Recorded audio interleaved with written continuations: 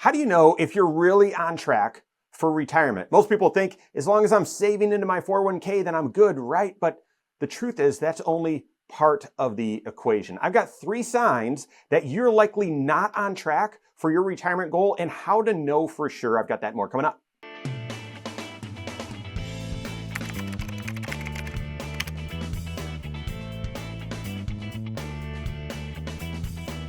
Have you created your 5-factor retirement plan, going through the 5 key variables or decisions that are interrelated that all mix together to determine whether you're on track and have a confident retirement?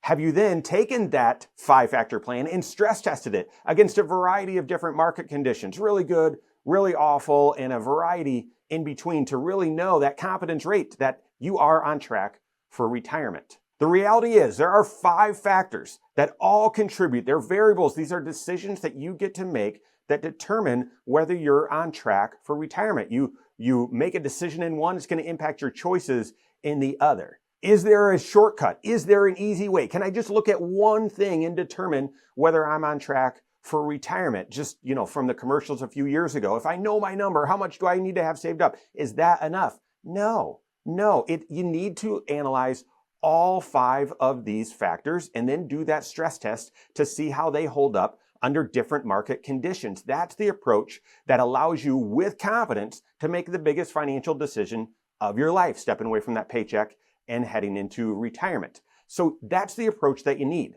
Until then, if you haven't done that yet, what are 3 signs, 3 indications that you're likely off track for retirement and really need to go and create that 5-factor retirement plan? The first sign is you're only contributing to retirement enough to get the company match. We see this all the time, and many people think this is the maximum amount that they should be contributing to retirement. Oh, if I contribute 6%, my company will do 3, that's it. Then I'll do 6, they'll do 3, I've got 9%. Then I'm good. This thinking and this approach often leads people to severely under-contribute towards retirement. And then they get up near retirement in their late 50s or early 60s and they sit down with a certified financial planner, they do the math and they start crunching the numbers. Well, have I saved up enough? And no, they are falling significantly short and are going to need to make some adjustments, some sacrifices, either to their lifestyle or work longer than they want, or make some other adjustments, offsetting adjustments to make it work. Going through that 5-factor retirement plan with your certified financial planner, one of those variables, the 4th variable, is how much do you have saved up and how much do you need to be saving in order to be on track? And through that, they'll be able to stress test with you. Well, if you're able to save this much, you're going to be able to retire, blah, blah, blah, at this age. Well, if you're able to save a little bit more, you could retire a little bit sooner. Or if you're saving this much, you'll be able to afford this much spending in retirement. But if you save a little bit, if you increase your contribution amount from 12% to 15%, you'll be able to save this much, spend this much in retirement and have this much lifestyle. That's the trade-off. That's the approach that you need to take with your certified financial planner. Just contributing enough to get the company match is likely not enough.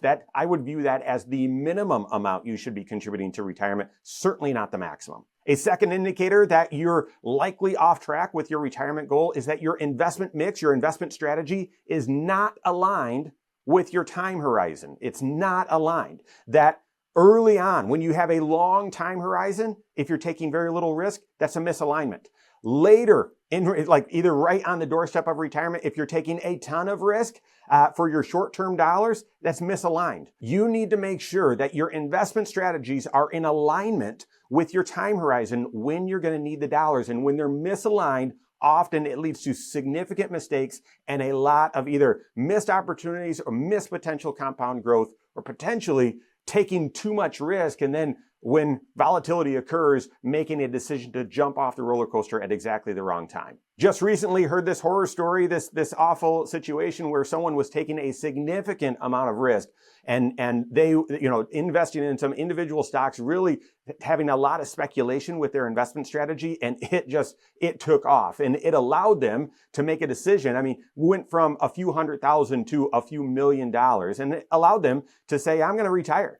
And then they kept that strategy. They kept that very aggressive and a speculative strategy, even though they had kissed their paycheck goodbye. And during some of the volatility that we saw a few months ago with some of the tariffs, of course, the investment went down. They then panicked because, hey, I retired and this is all I have. I can't stomach these sorts of losses, losing a few $1 million, and then they sold.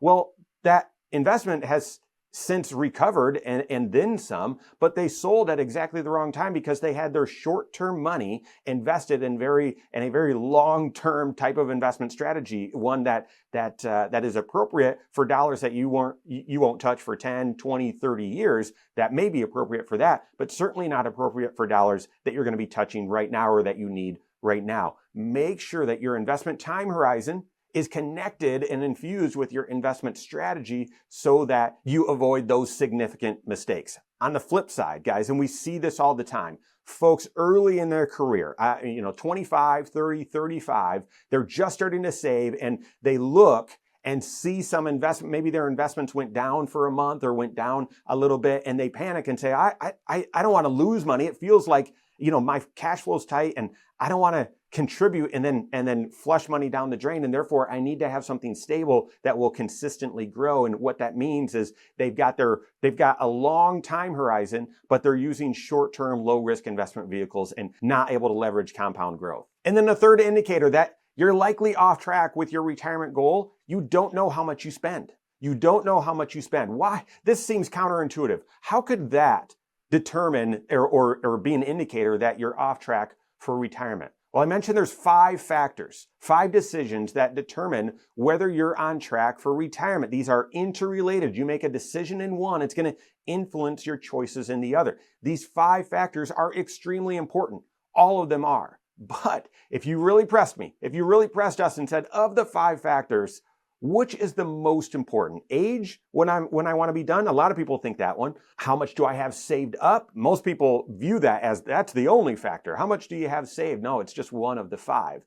The truth is, they're all critically important. You just ignore one and it's to your detriment. There's no way to know whether you're on track for a confident retirement. But the most important of the 5 factors is how much you spend. How much you spend. We've seen retirement plans work where people have saved up very little simply because they manage their spending. They spend very little. If you spend, it's just and are content and happy with spending an amount that is equal to or near to the amount that you're going to have in Social Security, fantastic. Then your plan really is successful. But we've also seen people with a few $1 million saved up that don't have a confident plan. Why? Because because of the amount that they plan to spend. Knowing how much you spend today gives you an indication of here's what I expect I'll spend out there in the future. You need to work with your CFP and make some adjustments and add in Medicare and add in taxes and maybe some vacations and some other things. Maybe you get to remove a mortgage or some debt. You get to remove some child expenses, that sort of thing. But not understanding what you're spending today gives you very little hope of really guessing or accurately making an assumption of what your retirement spending will be. If you don't know what you're spending today, it's likely you're off track because you don't know what your target needs to be that you're aiming towards for retirement. So how do you know? Those are 3 signs that you could be off track. How do you know whether you're on track, or if you are off track, what you need to do to get on track? You got to build that 5-factor retirement plan. What age do you want to be done?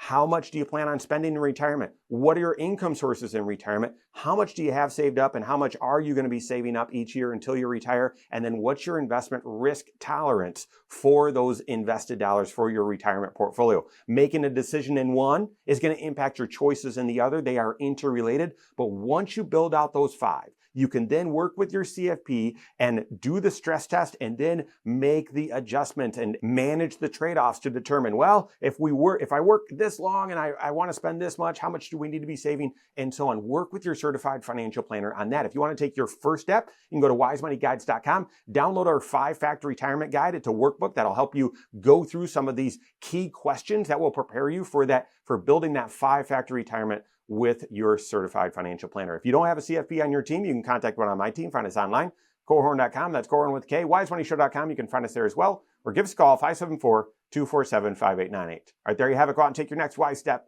in your financial life.